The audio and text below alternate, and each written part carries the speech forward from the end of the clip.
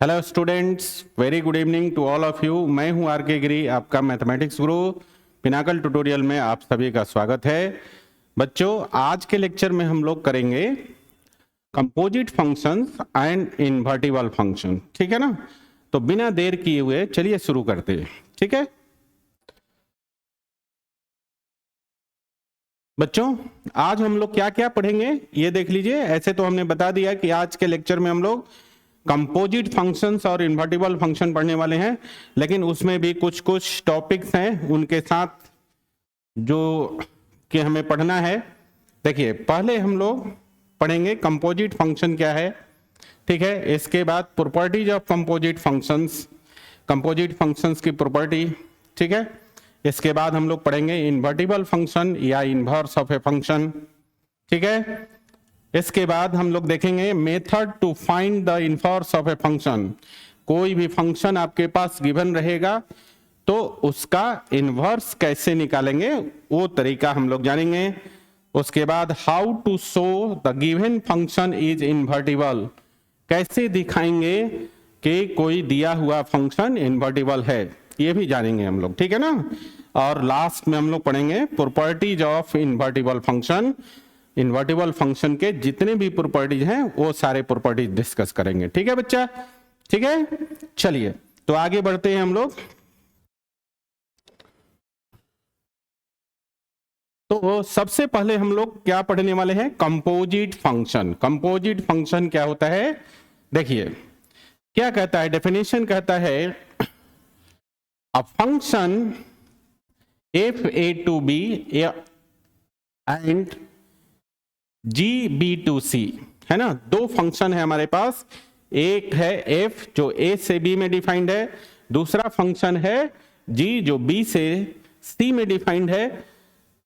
Are लिखा हुआ R2 functions, है ना? एफ और जी दो फंक्शंस हैं। एफ जो है ए से बी में डिफाइंड है और जी जो है बी से सी में डिफाइंड है। देन क्या कहता है, कंपोजिशन ऑफ एफ एंड जी, इन दोनों फंक्शन एफ और जी का जो कंपोजिशन है उसे कहते हैं इज कॉल्ड कंपोजिट फंक्शन गॉव। ठीक है, एफ और जी के कॉम्बिनेशन से, कंपोजिशन से जो फंक्शन बनता है उस फंक्शन का नाम है गॉव।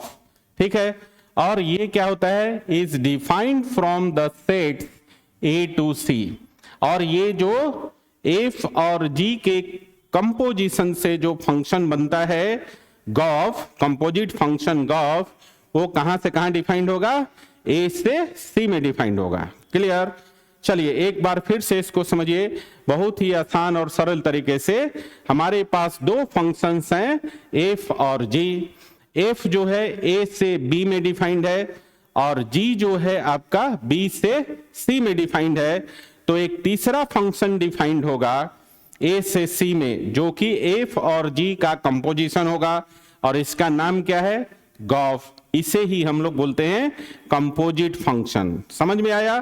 कंपोजिट फंक्शन हो गया आपका गॉव और ये एफ और जी के कंपोजिशन से बनता है। ठीक है, और डिफाइंड कहां से होगा? ए से सी में डिफाइंड होगा। इसको एरो डायग्राम से जरा समझते हैं हम लोग। देखिए जरा, तीन हम लोग सेट ले लेते हैं, ध्यान दीजिएगा। तीन सेट लेते हैं।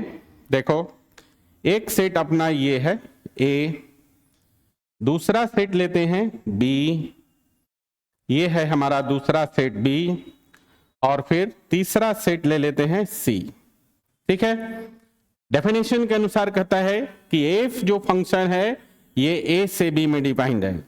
तो ए से बी में आपका जो फंक्शन है वो है एफ, और जी जो फंक्शन है वो बी से सी में डिफाइंड है। तो बी से सी में जो फंक्शन है वो है आपका जी। तो कहता है एफ और जी के कंपोजिशन से एक फंक्शन बनता है गॉव। एफ और जी के कंपोजिशन से एक फंक्शन बनता है गॉव, जिसे हम कंपोजिट फंक्शन बोलते हैं। और ये ए से सी में डिफाइंड होता है। कहां? यहां पर देखिए, gof x is defined from a to सी।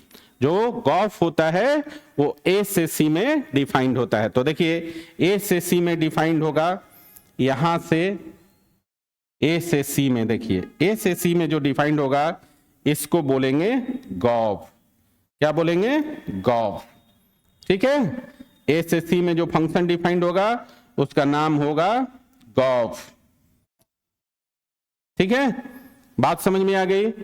तो ये है आपका composition of two functions f and g. Clear हो गया?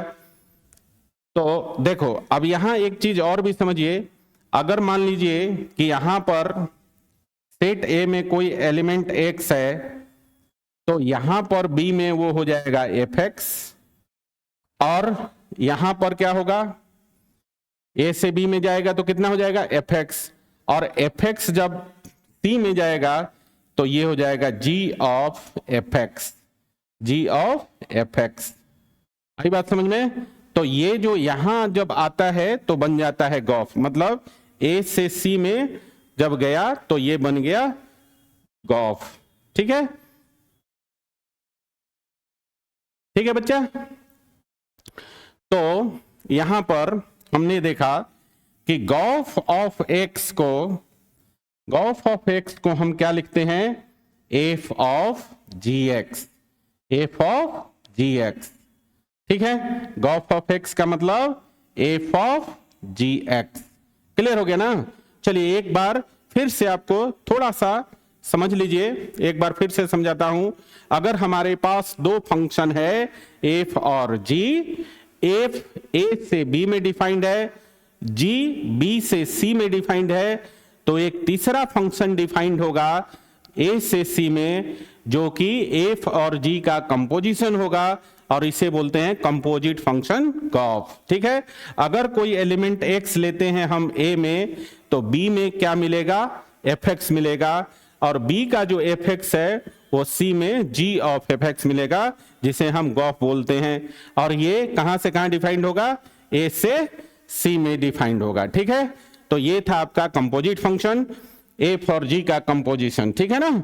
अब इसके आगे हम लोग देखते हैं और भी कंपोजिट फंक्शंस होते हैं। ठीक है, तो देखिए और कौन से कंपोजिट फंक्शंस हैं ये देख लीजिए जरा। हाँ, तो हमने अभी देखा, अभी एक चर्चा किया था, कौन सा? गॉफ, गॉफ ऑफ एक्स, जिसे हम लिखते हैं जी ऑफ एफ एक्स। ठीक है बच्चा? अब देखिए दूसरे अदर फंक्शन, देखो सम अदर कंपोजिट फंक्शंस। ठीक है, अगर हम लिखते हैं फॉग एक्स, अगर हम लिखते हैं फॉग एक्स, तो फॉग एक्स क्या है? ये है composition of g and f. G और एफ के कंपोजिशन से क्या बनेगा? फॉग। और एफ और जी के कंपोजिशन से क्या बना था? गॉफ। इसको भी जरा हम लोग डायग्राम से समझते हैं। देखिए अगर मान लीजिए कि ये अपना सेट ए है, ये अपना सेट बी है। ठीक है, यहां ए बी छोड़ दीजिए, नाम नहीं लिखते हैं। मान लीजिए कि हमारे पास 3 सेट है। ठीक है, 2 सेट हम ऑलरेडी ले लिए हैं, एक देखिए ये तीसरा सेट है। मान लीजिए कि पहले 2 सेट पर जी कौन फंक्शन है? फंक्शन जी है। पहले 2 पर फंक्शन जी है। ठीक है, और लास्ट वाले 2 पे डिफाइंड है फंक्शन एफ। तो देखो पहले से तीसरे में जो फंक्शन डिफाइंड होगा ना, पहले से तीसरे में जो फंक्शन डिफाइंड होगा वो हो जाएगा आपका, वो हो जाएगा आपका फॉग। कौन सा हो जाएगा? फॉग।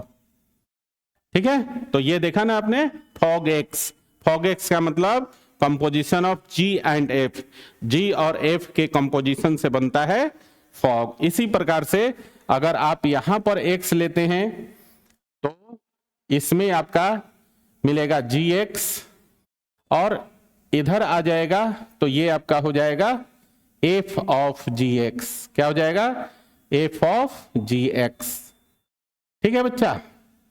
चलिए, तो आप समझ गए कि जी एफ और जी के कंपोजिशन से जो बना वो बना गॉफ, और एफ और जी और एफ के कंपोजिशन से जो बना वो बना फॉग।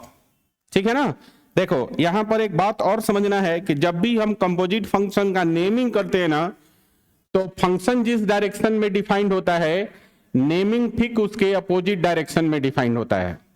ठीक है ना। जैसे देखो फंक्शन का डायरेक्शन है जी से एफ की तरफ, लेकिन नेमिंग होता है एफ से जी की तरफ, है ना। तो फॉग हो गया, ये एफ है इधर और इधर है, शुरू में आपका जी है, तो रिवर्स डायरेक्शन में चलेंगे तो एफ ओ एफ ऑफ जी मतलब फॉग हो गया। ठीक है। इसी प्रकार से पिछला यहां देखिए पीछे वाला में देखिए, यहां से देखो ए से सी में क्या था, गॉफ आपका डिफाइंड था, मतलब यहां पर आप देखेंगे कि जो फंक्शन का डायरेक्शन है वो एफ से जी की तरफ है, लेकिन जब आप नेमिंग करेंगे ना इसका, तो नेमिंग इसका रिवर्स डायरेक्शन में होगा, मतलब जी ऑफ एफ, गॉफ। बात समझ में आ रहा है ना। तो नेमिंग हमेशा कंपोजिट फंक्शन में रिवर्स डायरेक्शन में हम लोग नेमिंग करते हैं, जबकि फंक्शंस का डायरेक्शन उसके अपोजिट होता है ना। जिस डायरेक्शन में फंक्शंस डिफाइंड होते हैं उसके रिवर्स डायरेक्शन में हम उसका नेमिंग करते हैं। ठीक है। ओके, चलिए अगला जो कंपोजिट फंक्शन है वो है आपका फॉफ। अगला कौन सा है, फॉफ। एक बात और यहां समझ लीजिए, जैसे फॉग एक्स है, फॉग एक्स है तो इसको हम लिखते हैं f of g x, f of g x, f of g x लिखते हैं इसको। ठीक है बच्चा। अगला जो आपका कंपोजिट फंक्शन है वो है फॉफ, और फॉफ क्या है, composition of f and F.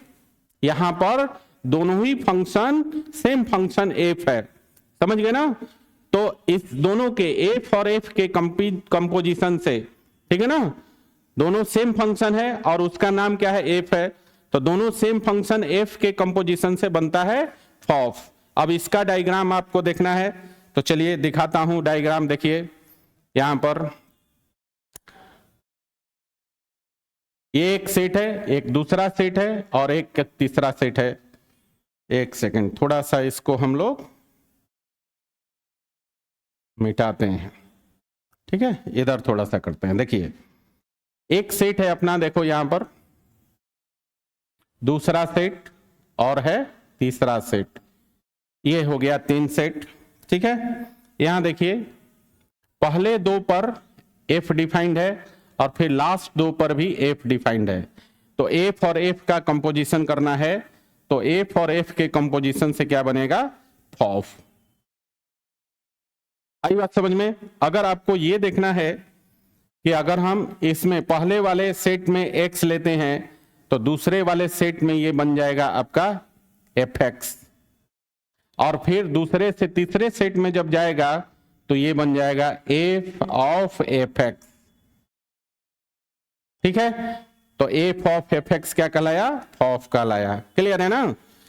तो यहां पर जो आपका फॉफ एक्स है इसको हम लिखते हैं एफ ऑफ फॉफ एक्स को हम फॉफ एक्स एक्स को लिखते हैं एफ ऑफ एफ एक्स। ठीक है बच्चा। तो ये हो गया आपका फॉफ एक्स। एक और कंपोजिट फंक्शन है जो सेम ही फंक्शन पे डिफाइंड होता है, लेकिन यहां कौन सा फंक्शन है, सेम फंक्शन जी है। तो जब कोई फंक्शन जो है ना, जब कोई कंपोजिट फंक्शन जी और जी के कंपोजिशन से बनता है तो उसको बोलते हैं गॉग एक्स। क्या बोलते हैं उसको, गॉग एक्स। जी और जी के कंपोजिशन से जो कंपोजिट फंक्शन बनेगा उसको बोलते हैं गॉग एक्स। और गॉग एक्स को क्या लिखते हैं बच्चा, देखो गॉग एक्स को हम लोग लिखते हैं जी ऑफ जी एक्स। क्या लिखते हैं, जी ऑफ जी एक्स। ठीक है ना। इसको लिखते हैं g of g x, gog x. ठीक है। इसको हम लोग डायग्राम से समझते हैं। देखिए यहां पर समझ लेते हैं, हमारे पास 3 सेट है। देखिए ये 3 सेट है, पहले 2 पे हम डिफाइन करते हैं जी और लास्ट वाले 2 पे भी डिफाइन करते हैं जी। ये फंक्शन है, दोनों सेम फंक्शन है। ठीक है ना। फर्स्ट 2 पे जी डिफाइंड है और लास्ट 2 पे भी जी डिफाइंड है, तो फर्स्ट और लास्ट के बीच में जो डिफाइंड होगा वो होगा आपका गॉग। क्या डिफाइंड होगा? गॉग। ये डिफाइंड होगा गॉग। ठीक है, बात समझ में आई? अगर हम यहां पर पहले वाले सेट में x लेते हैं तो दूसरे वाले में ये बनेगा gx, और फिर तीसरे वाले में जब जाएगा तो ये बन जाएगा g ऑफ gx। क्लियर है बच्चा? तो इस तरह से 4 प्रकार के बेसिक कंपोजिट फंक्शंस हमने पढ़ा। एक तो था आपका गॉफ, ठीक है, गॉफ जो था वो आपका f और g का कॉम्बिनेशन था, कंपोजिशन था। f और g के कंपोजिशन से जो बना था वो था आपका गॉफ। ठीक है, गॉफ एक्स को हम लोग g ऑफ एफ एक्स लिखते हैं। दूसरा जो कंपोजिट फंक्शन है वो है आपका फॉग, और फॉग जो है g और f के कंपोजिशन से बनता है, इसको जो है ना हम लिखते हैं फॉग एक्स। फॉग एक्स को हम क्या लिखते हैं? f of gx। ठीक है, तीसरा जो कंपोजिट फंक्शन है वो है आपका फॉफ एक्स, और ये f और f दोनों सेम ही फंक्शन के कंपोजिशन से बनता है फॉफ एक्स। ठीक है, फॉफ एक्स को लिखते हैं f ऑफ एफ एक्स। ठीक है ना, और चौथा जो है आपका कंपोजिट फंक्शन है गॉग एक्स, और गॉग एक्स जो है दोनों सेम फंक्शन g के कंपोजिशन से बनता है, ये है गॉग एक्स, और गॉग एक्स को हम लिखते हैं g ऑफ gx। ठीक है, चारों के लिए हमने फिगर बताया है, और फिगर से स्पष्ट हो गया है कि fog x, Gauff x, f o f x और गॉग एक्स ये किस प्रकार से डिफाइंड होता है। क्लियर है बच्चा? चलिए इसको हम लोग आगे बढ़ते हैं, इसके आगे चलते हैं। ठीक है, तो 4 प्रकार के हमने कंपोजिट फंक्शंस देखा। ठीक है ना, अब यहां पर हम लोग क्या करते हैं, एक एग्जाम्पल करते हैं, तब आपको और स्पष्ट हो जाएगा।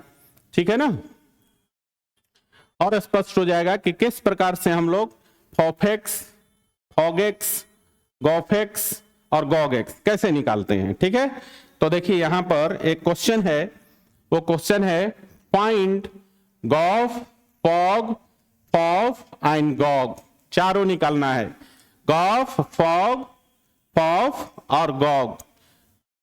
इफ एफ डिफाइंड है आर टू आर और जी भी डिफाइंड है आर टू आर। ठीक है,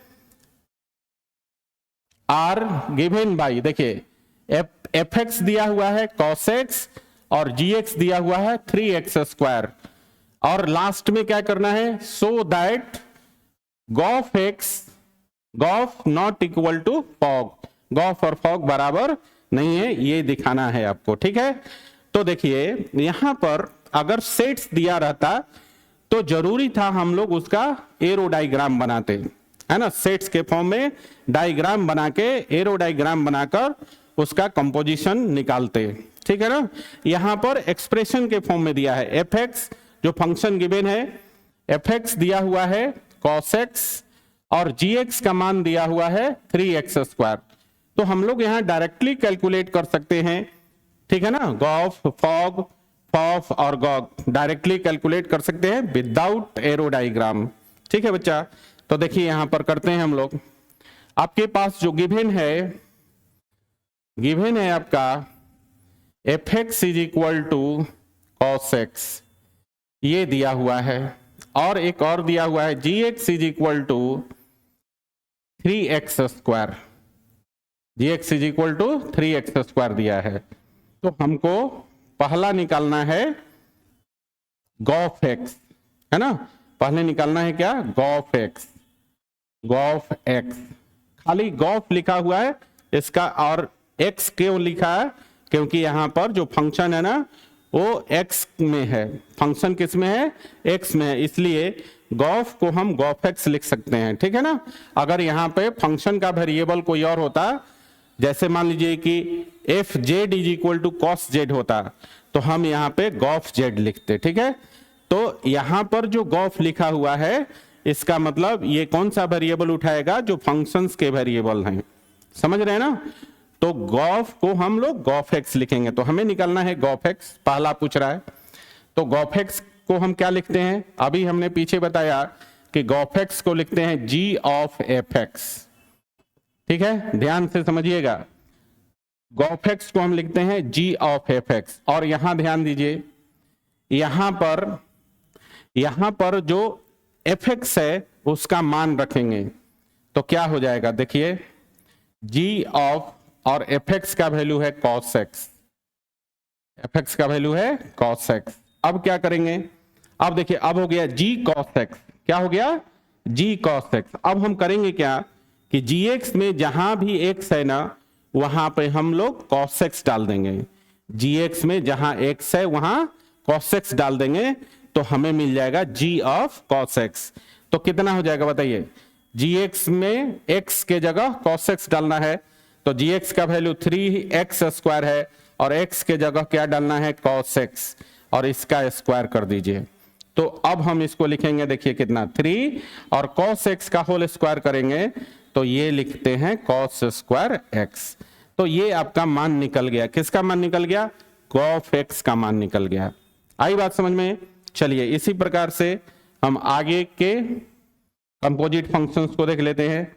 देखिए इसमें दूसरा जो है आपका, दूसरा कह रहा है क्या निकलना है, फॉग एक्स, दूसरा निकलना है आपका फॉग एक्स, ठीक है। और फॉग एक्स को क्या लिखते हैं बच्चा, फॉग एक्स को लिखते हैं एफ ऑफ जी एक्स, क्या लिखते हैं, एफ ऑफ जी एक्स।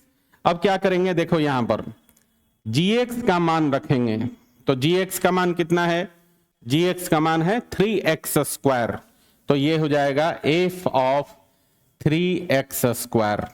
अब एफ ऑफ 3x स्क्वायर कैसे मिलेगा, तो हमें क्या करना है, सिंपली एफ एक्स में x के जगह 3x स्क्वायर रख देना है।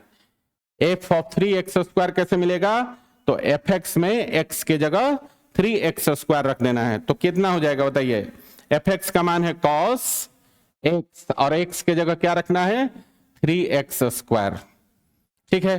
तो ये हो गया आपका, ये निकल गया cos 3x स्क्वायर, ठीक है ना, ये फॉग x निकल गया। अब हमें निकलना है अगला जो है आपका चौथा जो है, तीसरा जो है, देखिए तीसरा निकलना है आपका, तीसरा निकलना है आपका फॉफ x, फॉफ x, क्या निकलना है फॉफ x।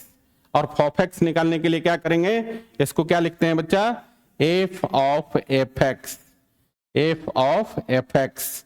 तो देखिए ध्यान से, यहां पर हम लोग एफ एक्स का मान रखेंगे, तो ये हो जाएगा एफ ऑफ एफ एक्स का मान है cos x, तो एफ ऑफ cos x, ठीक है। अब क्या करेंगे, एफ ऑफ cos x निकलना है, तो एफ एक्स में x के जगह cos x डाल देंगे, तो देखिए एफ एक्स का मान है cos x, और x के जगह क्या डालना है cos x, तो cos ऑफ cos x, ये निकल गया आपका फॉफ x।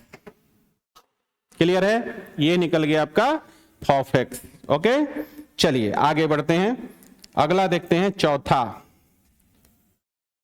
देखिए चौथा देख लेते हैं, और चौथा है आपका निकलना है, चौथा है gog x, क्या निकलना है gog, तो gog x, gog x, और gog x को क्या लिखते हैं बच्चा, gog x को लिखते हैं g ऑफ gx, क्या लिखेंगे g ऑफ gx, ठीक है ना। अब क्या करेंगे, यहां पर gx का मान रखेंगे, और gx का मान कितना है 3x स्क्वायर, तो देखिए कितना हो जाएगा g ऑफ 3x स्क्वायर।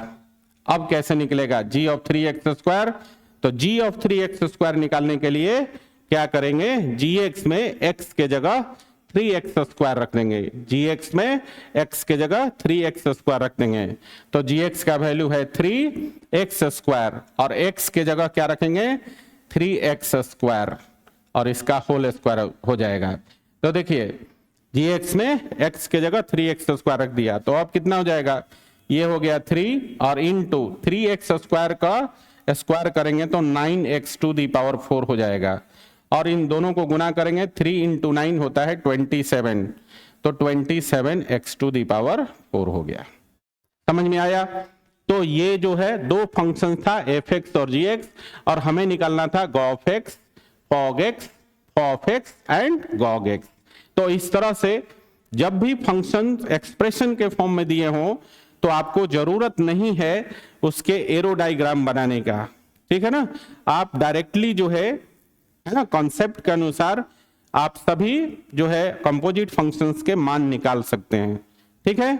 चलिए तो हम लोग आगे बढ़ते हैं। ये आपका एग्जाम्पल हो गया और कंपोजिट फंक्शंस आपको समझ में आया, ठीक है ना, किस तरह से क्वेश्चन बनाते हैं। आगे हम लोग और देखते हैं एग्जाम्पल्स।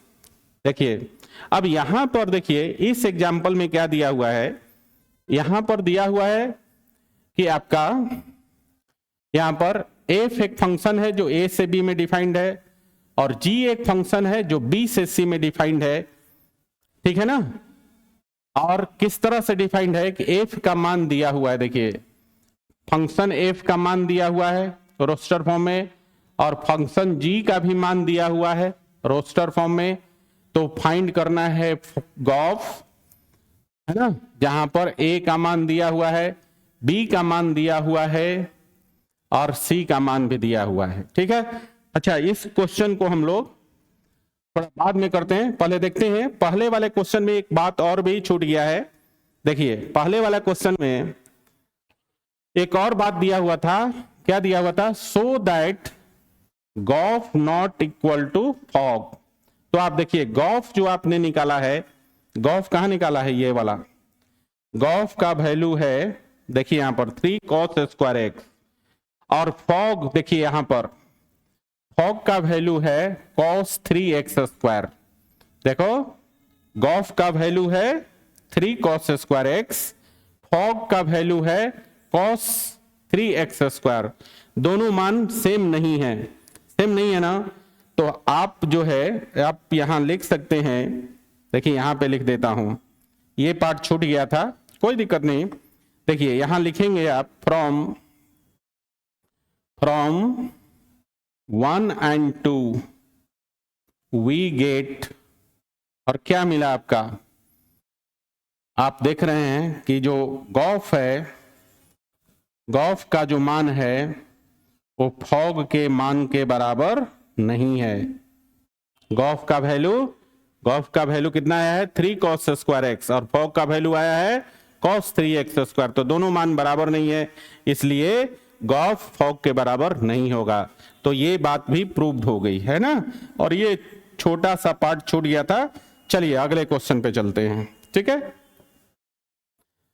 तो अगला क्वेश्चन हमने आपको बताया कि हमारे पास दो फंक्शन है बच्चा, एक फंक्शन a से b में डिफाइंड है f और दूसरा फंक्शन g b से c में डिफाइंड है।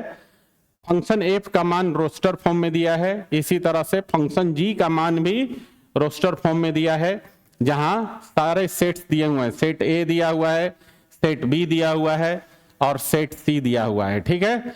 तो आपको निकालना है, क्या निकालना है, गॉफ निकालना है, सिर्फ गॉफ निकालना है आपको। अब यहां पर देखिए पिछले क्वेश्चन में और इस क्वेश्चन में डिफरेंस क्या है। पिछला क्वेश्चन जो था वहां पे फंक्शन एक्सप्रेशन के फॉर्म में दिया हुआ था, है ना, और यहां पे फंक्शन जो है ना सेट के फॉर्म में दिया हुआ है, ठीक है। तो यहां पर हम लोग एरो डायग्राम बनाएंगे, समझे। तो तीनों सेट के लिए एरो डायग्राम बनाते हैं। देखिए यहां ध्यान दीजिए, 3 सेट बनाते हैं। पहले तो ये सेट है आपका A, दूसरा सेट हम लोग ले लेते हैं B और तीसरा सेट हम लोग ले लेते हैं C। ये 3 सेट है बच्चा। देखो A से B में दिया हुआ है, A से B में F फंक्शन डिफाइंड है और B से C में G फंक्शन डिफाइंड है, ठीक है ना। सेट A में एलिमेंट है 2 3 4 5, सेट A में एलिमेंट है 2 3 4 5। सेट बी में एलिमेंट है 3 4 5 9, 3 4 5 9, ठीक है। सेट सी में एलिमेंट है 7 11 और 15, ठीक है ना। तीनों सेट के एलिमेंट्स लिख दिया और यहां ए से बी में फंक्शन एफ है, बी से सी में फंक्शन जी है, ठीक है। अब देखिए यहां पर दिया हुआ है, यहां पर दिया हुआ है f का वैल्यू रोस्टर फॉर्म में दिया हुआ, देखो ध्यान से, फंक्शन f का मान भी रोस्टर फॉर्म में दिया हुआ है। तो देखो f में क्या दिया है, 2 जो है 3 से रिलेट करता है। 2 किससे रिलेट करता है? 2 का रिलेशन 3 के साथ है और 3 का रिलेशन 4 के साथ है। देखिएगा ध्यान से, 4 का रिलेशन 5 के साथ है, 4 का रिलेशन 5 के साथ है और 5 का रिलेशन भी 5 के साथ है। ठीक है, तो F को मैप कर दिया यहाँ पर। अब G का मान दिया हुआ है, देखिए यहाँ पर G का मान दिया हुआ है फंक्शन के फॉर्म में। तो देखो यहाँ दिया है 4 का संबंध 7 से है, 4 का संबंध 7 से है, उसके बाद 5 का संबंध 11 से है, 5 का संबंध 11 से है, और फिर क्या दिया है 9 का संबंध 11 से है, 9 का संबंध भी 11 से है। ठीक है, तो आपको निकालना है क्या? आपको निकालना है गॉफ। तो गॉफ क्या होगा? रिवर्स डायरेक्शन में आप अगर इसके नेमिंग करेंगे तो G ऑफ F गॉफ हो जाएगा, जो A से C में डिफाइंड होगा। ये आपको निकालना है गॉफ का वैल्यू जो A से C में डिफाइंड होगा। तो देखिए यहां पर गॉफ का मान क्या हो जाएगा? देयरफॉर गॉफ का जो मान होगा वो हो जाएगा आपका, कैसे देखेंगे हम लोग? यहां देखिए, यहां हम लोग A से C में एक रिलेशन एस्टैब्लिश करेंगे और वो हम लोग सेट B के थ्रू करेंगे। ठीक है ना? तो यहां देखिए A में 2 का संबंध 3 के साथ है और 3 का संबंध C में किसी के साथ नहीं है, तो 2 का संबंध किसी के साथ नहीं बनेगा। ठीक है ना? A में जो 2 है ना वो C के किसी भी एलिमेंट के साथ संबंध नहीं बनाएगा। ठीक है, चलिए अब A के एलिमेंट 3 को देखिए।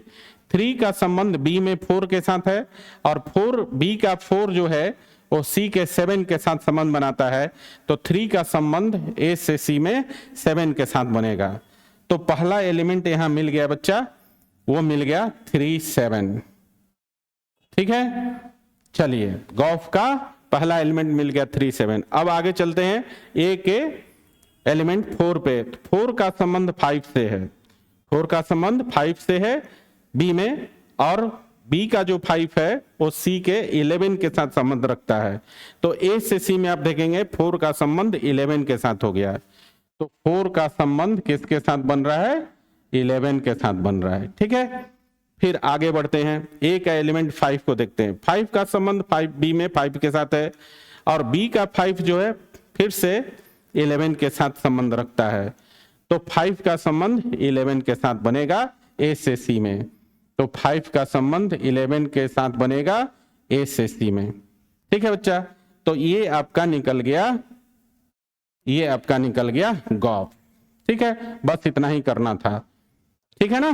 तो आप समझ गए ना कंपोजिट फंक्शन क्या होता है, उनके मान को हम कैसे निकालते हैं। ठीक है, कंपोजिट फंक्शन का वैल्यू निकालने के लिए फंक्शन जो है ना 2 प्रकार से दिया जा सकता है, या तो एक्सप्रेशन फॉर्म में या फिर सेट के फॉर्म में, और दोनों ही प्रकार के जो है ना एग्जाम्पल्स हमने आपको करवा दिया है, कहीं कोई दिक्कत नहीं होगी। ठीक है बच्चा? ठीक है, आगे बढ़ते हैं। चलिए आगे है इसका प्रॉपर्टीज। ठीक है, तो एक एक करके प्रॉपर्टी देख लेते हैं। देखिए प्रॉपर्टीज ऑफ कंपोजिट फंक्शंस। पहला प्रॉपर्टी क्या कहता है कि डोमेन ऑफ गॉफ, ये जो डोमेन ऑफ गॉफ है वो डोमेन ऑफ एफ है। कैसे समझिएगा? देखिए यहां पर हम लोग एक डायग्राम बनाते हैं तो आपको समझ में आ जाएगा। देखिए ये देखिए 3 गो सेट ले लेते हैं।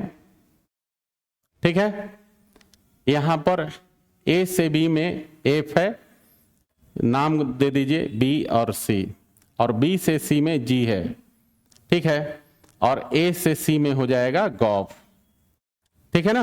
अब गॉफ का डोमेन कौन सा होगा? A, और F का डोमेन कौन सा है बताइए? F का डोमेन भी तो A ही है। यहां ध्यान दीजिए, यहां पर गॉफ जो है A से C में, उसका डोमेन भी A है। ये है ना, ये वाला गॉफ का डोमेन भी सेट A है, और F का डोमेन, F A से B में है तो F का डोमेन भी A है। तो उसी बात को लिखा हुआ है कि गॉफ का डोमेन और F का डोमेन सेम होता है, बराबर होता है। क्लियर हो गया? चलिए आगे बढ़ते हैं। दूसरा प्रॉपर्टी है codomain of g o f, codomain of G। मतलब गॉफ का जो कोडोमेन है वो G के कोडोमेन के बराबर है। तो यहां देखिए ध्यान से, गॉफ A से C में डिफाइंड है, तो गॉफ का कोडोमेन हो गया सी। और जी कहां डिफाइंड है, बी से सी में डिफाइंड है, तो जी का भी कोडोमेन हो गया सी। तो आप क्या देख रहे हैं कि गॉफ का कोडोमेन और जी का कोडोमेन बराबर है। ठीक है, तो गॉफ का कोडोमेन और जी का कोडोमेन दोनों बराबर है, गॉफ का डोमेन और एफ का डोमेन दोनों बराबर है। इस पर कई बार क्वेश्चंस आते हैं, ठीक है ना। चलिए आगे बढ़ते हैं। तीसरा प्रॉपर्टी कहता है if g o f is defined then it is not necessary that f o g is defined. अगर कंपोजिट फंक्शन गॉफ डिफाइंड है तो जरूरी नहीं है कि फॉग भी डिफाइंड होगा। बात आई समझ में। तो तीसरा प्रॉपर्टी यही कहता है यदि गॉफ डिफाइंड है तो जरूरी नहीं है कि फॉग डिफाइंड होगा। ओके, अगला प्रॉपर्टी देखते हैं। चौथा प्रॉपर्टी क्या कहता है, composition of functions is not commutative. ठीक है, कंपोजिट फंक्शन जो है कम्यूटेटिव लॉ को फॉलो नहीं करता है जनरली। मतलब आप ये बोल सकते हैं कि जो गॉफ है वो बराबर नहीं होता है फॉग के, है ना। तो ये कम्यूटेटिव लॉ को फॉलो नहीं करता है। इसका मतलब यही है composition of functions is not commutative, मतलब गॉफ फॉग जनरली बराबर नहीं होते हैं। इसका मतलब यह भी हो गया कि कम्यूटेटिव लॉ को फॉलो नहीं करते हैं। ठीक है, अगला जो प्रॉपर्टी है बच्चा, अगला प्रॉपर्टी है फिफ्थ नंबर कहता है composition of functions is associative. देखिए कंपोजिट फंक्शंस जो है ना कम्यूटेटिव लॉ को फॉलो नहीं करते हैं, लेकिन कंपोजिट फंक्शंस एसोसिएटिव लॉ को फॉलो करते हैं। अब एसोसिएटिव लॉ क्या होता है तो देखिए ध्यान से, जरा यहां ध्यान दीजिए। अगर हम लिखते हैं गॉफ ऑफ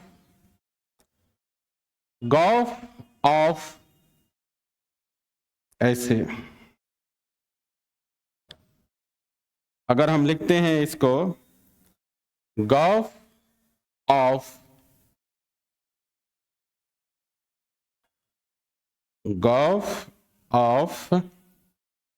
ऑफ एच, ऐसा लिखते हैं।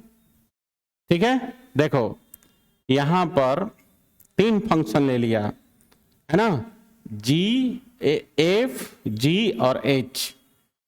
अगर गॉफ का जो है ना कंपोजिशन करते हैं एच के साथ तो एच ऑफ गॉफ होगा, सॉरी इसको ऐसा लिखेंगे हम लोग, गॉफ का कंपोजिशन अगर एच के साथ करते हैं तो इसको हम ऐसे लिखते हैं एच ऑफ गॉफ। और ये बराबर होगा किसके बराबर होगा, देखो हॉग ऑफ एफ के बराबर होगा। ठीक है ना, किसके बराबर होगा, हॉग ऑफ एफ के बराबर, एच हॉग ऑफ एफ के बराबर होगा। तो ये रूल्स जो है ना ये कहलाता है एसोसिएटिव लॉ। यहां पर है ना h of g o f h o g of f के बराबर होगा, है ना। तीन फंक्शन एसोसिएशन में हो सकते हैं। तो कंपोजिट फंक्शन का जो कंपोजिट फंक्शंस जो होते हैं वो एसोसिएटिव लॉ को फॉलो करते हैं। ठीक है, चलिए अगला जो आपका प्रॉपर्टी है वो है composition of two bijective function is also bijective. दो बाइजेक्टिव फंक्शन से आप भली भांति परिचित हैं। ऐसा फंक्शन जो 1 ऑन 2 दोनों हो, ठीक ना, 1 ऑन 2 फंक्शन को हम बोलते हैं बाइजेक्टिव फंक्शन। अगर एफ और जी दोनों ही बाइजेक्टिव फंक्शन है तो इनके कंपोजिशन से जो फंक्शन बनेगा कंपोजिट फंक्शन गॉफ और फॉग ये भी बाइजेक्टिव होंगे। तो ये रूल क्या कहता है आपका, ये प्रॉपर्टी कहता है composition of two bijective functions is also bijective. दो बाइजेक्टिव फंक्शन का कंपोजिशन भी बाइजेक्टिव होगा। ठीक ना, अगला है आपका, अगला प्रॉपर्टी है 7, ये कहता है composition of any function with identity function is function itself. इसका क्या मतलब है? Is the function itself. इसका क्या मतलब है कि किसी फंक्शन का आइडेंटिटी फंक्शन के साथ कंपोजिशन करेंगे तो फंक्शन खुद ही होगा। ठीक है, जैसे इसको आप ऐसा लिख सकते हैं, जैसे मान लीजिए कि g ऑफ आई ए करें तो g ही मिलेगा। ठीक है, g का कंपोजिशन आई ए के साथ किया। इसी तरह से f ऑफ आई बी कर दें, ठीक है, तो आपको f ही मिलेगा। ठीक है, मतलब क्या, ये समझ में आ रहा है ना? Composition of any function with identity function is the function itself. मतलब आइडेंटिटी फंक्शन के साथ किसी भी फंक्शन का कंपोजिशन करेंगे तो फंक्शन स्वयं ही होगा। ठीक है ना? चलिए आगे बढ़ते हैं। अगला जो प्रॉपर्टी है वो है आपका 8 number. If f A to B and g B to A are two function such that f o g is equal to, हाँ देखिए यहां क्या कहता है कि एफ ए से बी में डिफाइंड है और जी बी से ए में डिफाइंड है, और ये दो फंक्शंस हैं, और इस प्रकार से है कि फॉग आइडेंटिटी ऑन बी है, then f is surjective and g is injective. ठीक है, बात समझ में आया? ये क्या कहता है कि यहां पर एफ जो है ए से बी में डिफाइंड है और जी बी से ए में डिफाइंड है। ठीक है, और इस प्रकार से डिफाइंड है कि फॉग आइडेंटिटी ऑन बी है, तो इस केस में जो एफ होगा वो सर्जेक्टिव होगा और जी जो होगा वो इंजेक्टिव होगा। इसको जरा समझने के लिए हम लोग डायग्राम बनाते हैं। देखिए देखिए ध्यान दीजिएगा, 3 सेट ले लेते हैं, ए बी और सी। ए बी और सी, ए से बी में एक फंक्शन है, सॉरी 2 ही सेट लेते हैं क्योंकि यहां 2 ही सेट दिया है ए से बी में ही। ठीक है ना? तो 2 सेट है अपने पास, ए और बी। ठीक है, ए से बी में फंक्शन डिफाइंड है एफ, और कहता है बी से ए में डिफाइंड है आपका जी, है ना? बी से ए में डिफाइंड है जी। अगर चाहें तो आप 3 सेट लेकर भी इसको दिखा सकते हैं इस प्रकार से। देखिए ये सेट ए हो गया, ये सेट बी हो गया, और फिर जो हम सेट लेंगे वो ए लेंगे। ए से बी में एफ है और यहां पर बी से ए में जी है। इसका नेमिंग करेंगे तो रिवर्स डायरेक्शन में होगा ना, तो नेमिंग करेंगे तो कौन सा फंक्शन होगा? देखो कंपोजिट फंक्शन डिफाइंड होगा ए टू ए में, है ना? कंपोजिट फंक्शन हो गया ए टू ए में, और ये हो जाएगा गॉफ। आ रही बात समझ में? ये हो गया आपका गॉफ। लेकिन अगर हम इसको ऐसे डिफाइंड करें, ठीक है ना, तो क्या दिया हुआ था क्वेश्चन, जरा ये देख लेते हैं। कहता है एफ ए से बी में है और जी बी से ए में है, और इस प्रकार से है कि फॉग आइडेंटिटी ऑन बी है, फॉग आइडेंटिटी ऑन बी है, तो फिगर अपना दूसरा होगा। देखिए फिगर अपना दूसरा हो जाएगा बच्चा, फिगर हो जाएगा दूसरा। अब यहां पर देखो ध्यान से, एक और फिगर बनाते हैं हम लोग, इसको मिटा देते हैं। ठीक है, इसको आगे बढ़ाते हैं, हाँ इसको मिटा देते हैं बच्चा।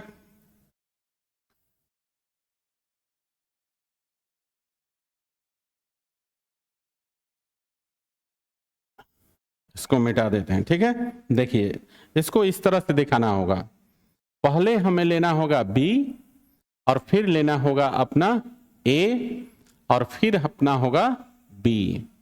ठीक है ना? ए से बी में आपको दिखाना है कि एफ है, और बी से ए में दिखाना है कि जी है, तो बी से बी में आपका नेमिंग कैसे होगा? रिवर्स डायरेक्शन में, तो रिवर्स डायरेक्शन में फॉग हो जाएगा। तो बी से बी पर आपका फॉग डिफाइंड होगा, और बी से बी पर है तो ये आइडेंटिटी ऑन बी हो गया। ठीक है ना?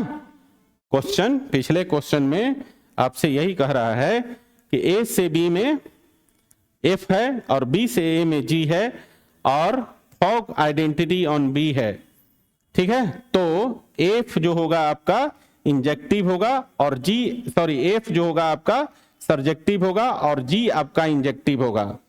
एफ सर्जेक्टिव और जी आपका इंजेक्टिव। तो देखो तब यहां पर क्या कह रहा है, देखो यहां पर जो फंक्शन है ए से बी में एफ है और बी से ए में जी है ना, और बी से बी में फॉग डिफाइंड हुआ जो कि आइडेंटिटी ऑन बी है, बी से बी पर है इसलिए आइडेंटिटी ऑन बी बोलेंगे। तो इस केस में कह रहा है कि जो एफ है ना ये वाला ये सर्जेक्टिव होगा, ये सर्जेक्टिव होगा, और जो जी होगा ना ये वाला ये आपका इंजेक्टिव होगा, इंजेक्टिव होगा, ठीक है, इंजेक्टिव। क्लियर हो गया कि अगर कोई फंक्शन ए से बी में एफ है और बी से ए में जी है, ठीक है, और फॉग जो है आइडेंटिटी ऑन बी है, बी से बी पर डिफाइंड है, तो एफ सब्जेक्टिव होगा और जी इंजेक्टिव होगा। क्लियर। चलिए अब पिछला जो है प्रॉपर्टी पर आते हैं, पीछे देखते हैं। चलिए अगला प्रॉपर्टी जो है आपका 9 नंबर प्रॉपर्टी है, if f A to B है और जी बी टू ए है, टू फंक्शंस हैं such that gof is equal to I A है, गॉफ आइडेंटिटी ऑन ए है, तो इस केस में एफ जो होगा वो इंजेक्टिव होगा और जी जो होगा सर्जेक्टिव होगा, ठीक है। चलिए इसको भी समझ लेते हैं फिगर से। तो देखिए यहां पर फिर से एक फिगर बना लेते हैं, इसको हटा देते हैं बच्चा, इसकी जरूरत नहीं है क्योंकि 2 सेट पर बनाएंगे तो आपको समझ में नहीं आएगा। 3 सेट लेते हैं, है ना, भले ही सेट का रिपीटिशन हो जाए कोई दिक्कत नहीं है। देखिए यहां पर एक सेट है आपका ए, दूसरा सेट है अपना बी और तीसरा सेट है आपका सी। ए से बी में एफ है और बी से सी में बी से ए में, है ना, इस तीसरे सेट को हम ए नाम रखेंगे, ठीक है बच्चा, तीसरे सेट का नाम ए, और बी से ए में जी है। तो देखिए ए से ए में क्या होगा, इसका रिवर्स डायरेक्शन देखिए, तो जी ऑफ एफ क्या हो जाएगा, गॉफ।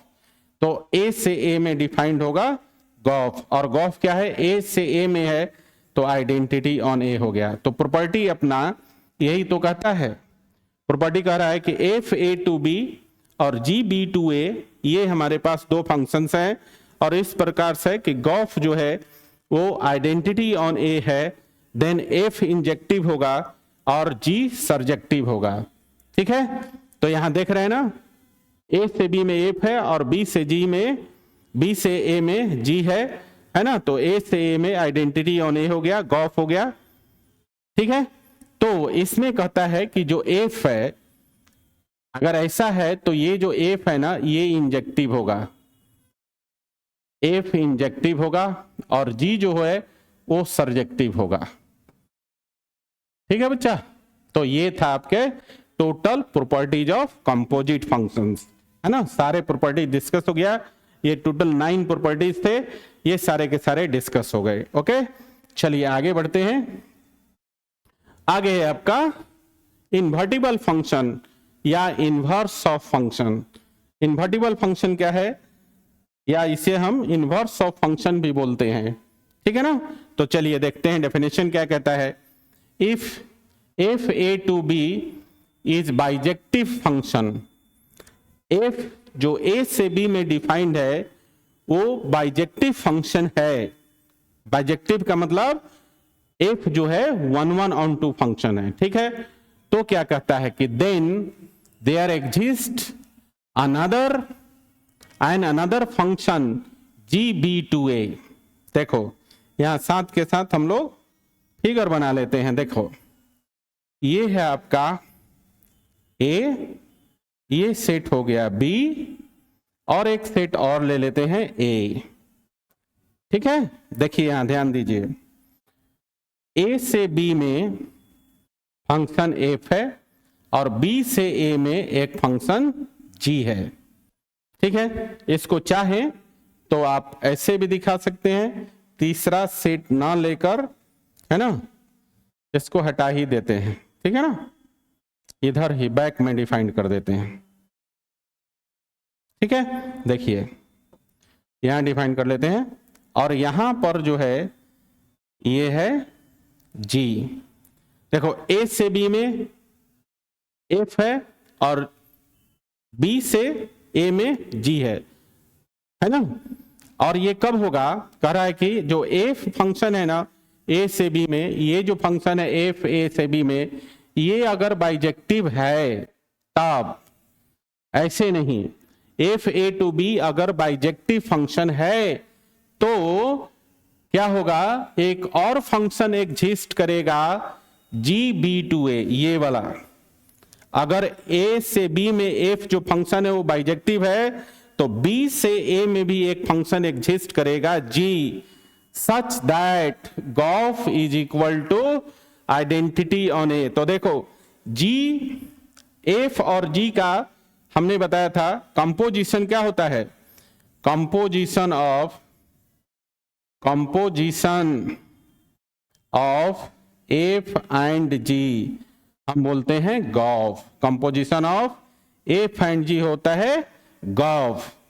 तो कह रहा है ना सच दैट, तो एफ और जी का कंपोजिशन आइडेंटिटी ऑन ए। तो आप देखेंगे कि ये वाला जो फंक्शन है गॉफ, है ना, देखो नेमिंग ऐसे होगा, जी से शुरू होगा और इधर आएगा जी ऑफ एफ, गॉफ हो गया। और ये कहां से कहां डिफाइंड है, देखो ए से बी पर गया और बी से पुनः ए पर आ गया, तो ए से ए पर डिफाइंड हुआ गॉफ। तो यही कह रहा है कि अगर ए से बी में कोई फंक्शन एफ है और वो बाइजेक्टिव है तो बी से ए में भी एक फंक्शन जी एग्जिस्ट करेगा, और इस प्रकार से कि गॉफ उसका आइडेंटिटी ऑन ए हो। और फॉग, ठीक है ना, फॉग, अब फॉग देखिए, अगर आप इधर से डिफाइन करते हैं, इधर से इधर आते हैं, एफ से जी की तरफ आते हैं, तो इसको आप लिखते हैं क्या, composition of g and f, और ये होता है फॉग। ठीक है, तो देखिए and f o g is equal to identity on B.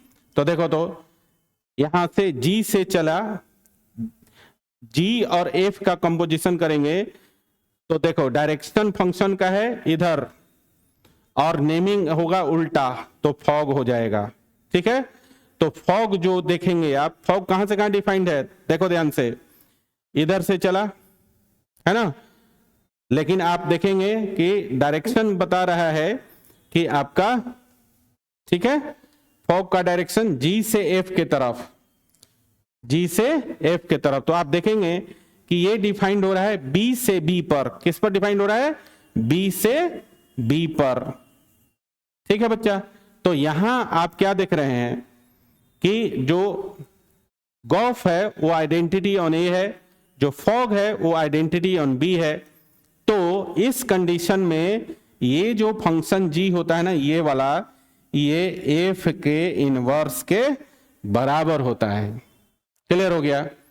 चलिए, थोड़ा लगता है कि कॉम्प्लिकेटेड हो गया, फिर से समझ लीजिए इसको अच्छी तरह से। अगर कोई बाइजेक्टिव फंक्शन एफ है ए से बी में, एकदम सिंपल सा सरल भाषा में, अगर कोई बाइजेक्टिव फंक्शन एफ है ए से बी में, ठीक है, तो बी से ए में एक और फंक्शन एग्जिस्ट करेगा जी, और इस प्रकार से होगा कि गॉफ उसका आइडेंटिटी ऑन ए हो जाए और फॉग उसका आइडेंटिटी ऑन बी हो जाए, तो जी जो कहलाता है वो एफ का इनवर्स कहलाता है। यही लिखा हुआ है, then function g is called inverse of the function f, that is, हम इसको लिखते हैं g is equal to f inverse. समझ में आया? ए से बी में कोई फंक्शन एफ है तो बी से ए में एक फंक्शन एग्जिस्ट करेगा जी, और इस प्रकार से होगा कि जो गॉफ है वो आइडेंटिटी ऑन ए हो और फॉग जो है आइडेंटिटी ऑन बी हो तो उस केस में जी जो होगा वो एफ का इनवर्स होगा, that is g is equal to f inverse हम लोग लिखते हैं। क्लियर? चलिए आगे बढ़ते हैं जरा। तो आगे है आपका कि किस प्रकार से method to find inverse of a given function, किस प्रकार से किसी दिए हुए फंक्शन का इनवर्स निकालते हैं। अगर फंक्शन एक्सप्रेशन फॉर्म में है, ठीक है ना, अगर फंक्शन एक्सप्रेशन फॉर्म में है तो हम उसका इनवर्स कैसे निकालते हैं, इसका क्या तरीका है। तो देखो यहां तरीका डिस्कस है कि पहले फंक्शन को y मान लेना है, जो फंक्शन दिया हुआ है उसको y मान लेना है, फिर क्या करना है कि आपका x को express x in terms of y, x को y के टर्म्स में एक्सप्रेस कर देना है और फिर x के जगह f इनवर्स y लिखना है। कैसे लिखते हैं x के जगह f इनवर्स y? तो देखिए हमारे पास जो फंक्शन होता है ना उसको हम लिखते हैं y equals to f x. Function का हम लोग एक्सप्रेशन में इस तरह से डिनोट करते हैं y is equal to f x. आप f को इधर लाएंगे तो क्या हो जाएगा, f inverse y is equal to x। समझे? तो इसीलिए यहां पे लिखा हुआ है कि जब आप x को y के टर्म में एक्सप्रेस कर देंगे तो x के लिए आपको क्या लिखना है, f inverse y, x is equal to f inverse y है, ठीक है ना। उसके बाद क्या करना है, उसके बाद कह रहा है अगला रूल कहता है कि रिप्लेस y, जब आप x के जगह f इनवर्स y लिख देंगे उसके बाद y को x से रिप्लेस कर देंगे और ऐसा कर देंगे तो जो रिजल्ट होगा वो आप पाएंगे वो आपका f इनवर्स x का वैल्यू दे देगा। ठीक है, एक बार फिर से समझो, फंक्शन को y मान लेना है f x is equal to y, फिर x को y के टर्म में एक्सप्रेस कर देना है, फिर x को f इनवर्स y लिख देना है और फिर y को x से रिप्लेस कर देना है, हमको मिल जाएगा, क्या मिल जाएगा, f इनवर्स x। ठीक है, ये हमारा रूल है, ठीक है ना। इस पर एक एग्जांपल करते हैं। देखिए एग्जांपल है आपका, ये है कि f x is equal to 4x plus 3 दिया हुआ है, तो एफ एक्स को क्या मान लेना है, y, तो y इज इक्वल टू हो गया 4x प्लस 3। अब क्या करना है, x को एक्सप्रेस करना है y के टर्म में, तो हम क्या करेंगे, 3 को इधर लाएंगे तो y माइनस 3 हो जाएगा और इधर हो जाएगा 4x। अब x निकालना है तो 4 को इधर लाना पड़ेगा, तो therefore x is equal to मिल गया हमें y माइनस 3/4। ठीक है, ये मिल गया। ठीक है, दो काम हो गया, एफ एक्स को y मान लिया और x को y के टर्म में एक्सप्रेस कर दिया। अब क्या करना है, अब हमें करना है कि x के जगह f इनवर्स y लिखना है, तो देयरफॉर हम लिख सकते हैं इसको, यहां पर देखिए जो x है उसको लिखेंगे f इनवर्स y और ये है आपका y माइनस 3/4। क्लियर है। अब क्या करना है, जब आप x को f इनवर्स y लिखते हैं देन आपको y को रिप्लेस करना है x से, तो फाइनली देखो y को जब रिप्लेस कर देंगे x से तो f इनवर्स x हो जाएगा और यहां भी y के जगह x डाल देंगे तो x माइनस 3/4। तो इस प्रकार से आपका जो है f इनवर्स x मिल गया। तो आपने समझा कि किस प्रकार से दिए हुए फंक्शन का हम इनवर्स निकालते हैं। क्लियर है, ये मेथड बहुत आसान सा मेथड है, ठीक है ना। चलिए थोड़ा आगे बढ़ते हैं। आगे है आपका how to show the given function is invertible. कैसे आप दिखाएंगे कि कोई फंक्शन इन्वर्टिबल है, कैसे आप दिखाएंगे, ठीक है ना। तो देखो एक तो मैपिंग के थ्रू आप दिखा सकते हो, है ना। किसी भी फंक्शन को इन्वर्टिबल दिखाना है तो उसे मैपिंग के थ्रू आप दिखा सकते हैं। और मैपिंग के थ्रू दिखाने का क्या मतलब है, मैपिंग के थ्रू दिखाने का मतलब यह है कि आप उस गिवन फंक्शन को प्रूफ करके दिखाइए कि ये 1 भी है और ऑन 2 भी है। मतलब जो दिया हुआ फंक्शन है उसको आप अगर बाइजेक्टिव प्रूफ कर देते हैं तो बाइजेक्टिव फंक्शन ही इन्वर्टिबल होता है, बाइजेक्टिव फंक्शन का ही इन्वर्स निकाला जा सकता है, समझे ना। तो उसको हमने यहां लिखा हुआ है, देखो you can also show that the function is 1 1 on 2 और बाइजेक्टिव। आप मैपिंग के थ्रू दिखा सकते हैं कि फंक्शन 1 1 on 2 या बाइजेक्टिव है, then this implies that the given function is invertible। और ये अगर आप दिखाते हैं कि दिया हुआ फंक्शन 1 1 on 2 और बाइजेक्टिव है, तो इसका मतलब ही है कि फंक्शन इन्वर्टिबल है। ठीक है, तो एक तो मैपिंग के थ्रू दिखा सकते हैं, 1 1 और इंजेक्टिविटी चेक कीजिए और ऑन टू और सर्जेक्टिविटी चेक कीजिए। अगर फंक्शन इंजेक्टिव और सर्जेक्टिव दोनों है तो डेफिनेटली 1 1 ऑन टू और बाइजेक्टिव होगा, और इतना ही हो जाने से फंक्शन इन्वर्टिबल हो जाएगा। ठीक है ना। और दूसरा तरीका क्या है, अगर एक्सप्रेशन के थ्रू आप करेंगे, ठीक है ना, तो देखिए दूसरा तरीका क्या कहता है आपके पास, कहता है कि लेट कर लीजिए कि एफ ए टू बी कोई फंक्शन है। मान लिया कि हमारे पास एक फंक्शन है एफ ए टू बी, ठीक है ना, एंड और तब क्या करना है, तो उस कंडीशन में कंसीडर करो and consider an arbitrary element y belongs to set b। जैसे आपके पास a से b में, देखिए यहां पर a से b में एक फंक्शन है f, तो आपको क्या करना है कि b में एक एलिमेंट y कंसीडर कर लेना है। यही कह रहा है, f A to B is a function and consider an arbitrary element y belongs to b। y में एक आर्बिट्ररी एलिमेंट मान लीजिए कि y है b में, ठीक है ना। अब उसके बाद क्या करना है, कुछ और भी स्टेप्स फॉलो करने हैं। तो पहला स्टेप है कि y is equal to f x लिखेंगे। आप क्या लिखेंगे, y is equal to f x लिखेंगे। फिर क्या करेंगे कि एक्सप्रेस करना है x को, जो कि सेट A में है। सेट A में एक एलिमेंट x है, इसको एक्सप्रेस कर देना है इन टर्म्स ऑफ y। पहले B में एक आर्बिट्ररी एलिमेंट y लेना है, और फिर क्या करना है, आपको fx को y मान लेना है, और x को, x जो कि सेट A का एलिमेंट है, इसे आपको एक्सप्रेस कर देना है इन टर्म्स ऑफ y। ठीक है, इसके बाद फिर क्या करना है, पुट कर दीजिए x बराबर जी वाई। जब x का वैल्यू y के टर्म में आप एक्सप्रेस कर देंगे तो उसके बाद आपको x के लिए जी वाई लिखना है, और फिर क्या करना है, prove that gof x is equal to x या fog y is equal to y। ये दो चीजें आपको प्रूफ करना है। जैसे हमने इन्वर्टिबल में समझा ना, इन्वर्टिबल में क्या समझा कि जो गॉफ एक्स होता है वो आइडेंटिटी ऑन ए होता है, और जो फॉग एक्स होता है वो आइडेंटिटी ऑन बी होता है। तो वही है, उसी बात को यहां लिखा हुआ है। ये जो माने थे हम लोग आर्बिट्ररी एलिमेंट बी में वाई, तो आपको फॉग वाई करेंगे, ठीक है ना। फॉग वाई निकालेंगे, अगर इसी वाई के बराबर आ गया तो प्रूफ हो जाएगा कि फॉग जो है बी पर आइडेंटिटी है, ठीक है। और इसी प्रकार से आप गॉफ निकालेंगे, और गॉफ का वैल्यू अगर x के बराबर आता है तो प्रूफ हो जाएगा कि गॉफ जो है सेट A पर आइडेंटिटी है, आइडेंटिटी फंक्शन है, समझे ना।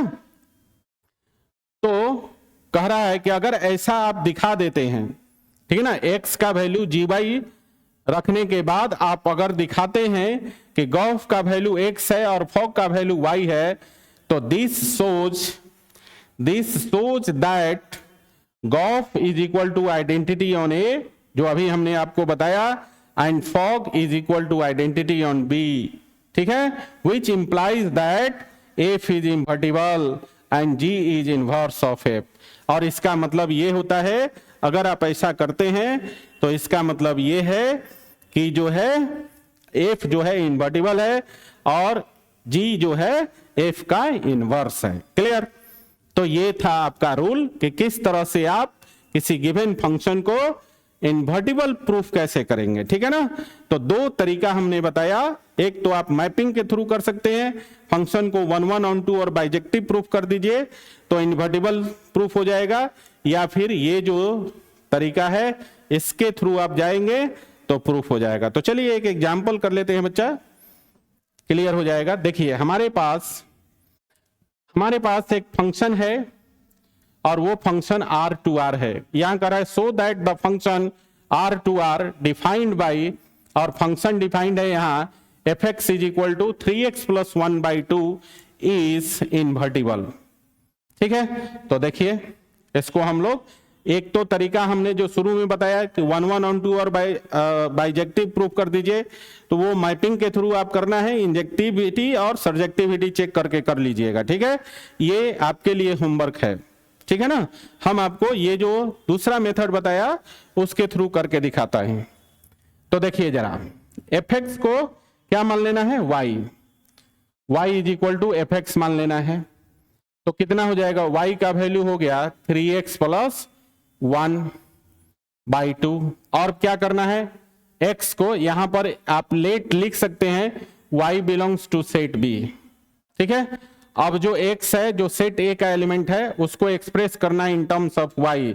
तो आप लिख सकते हैं 2y is equal to 3x plus 1 लिख सकते हैं, और यहां से 1 को इधर ले जाएंगे तो ये हो जाएगा 2y minus 1 is equal to 3x।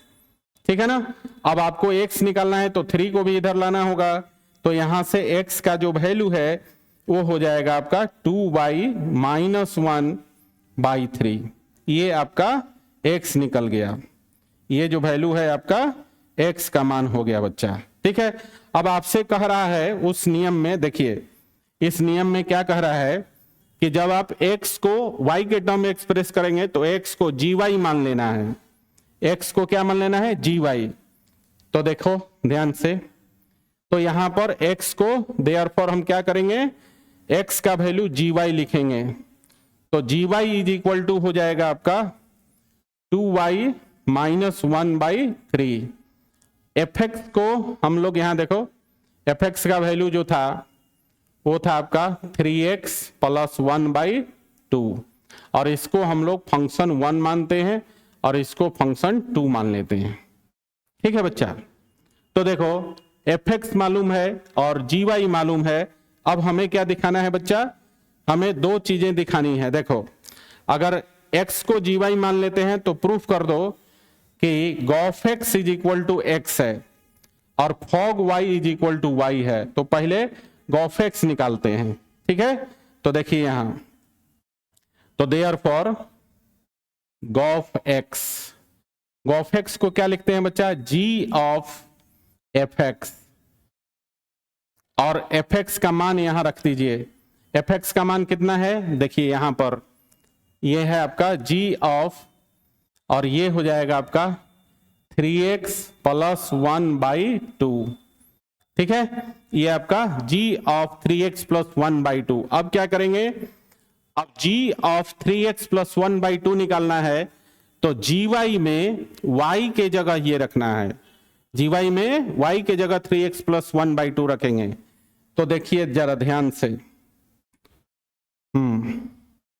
देखिए तो gy का वैल्यू है 2 और y के जगह ये रखना है 3x प्लस 1/2।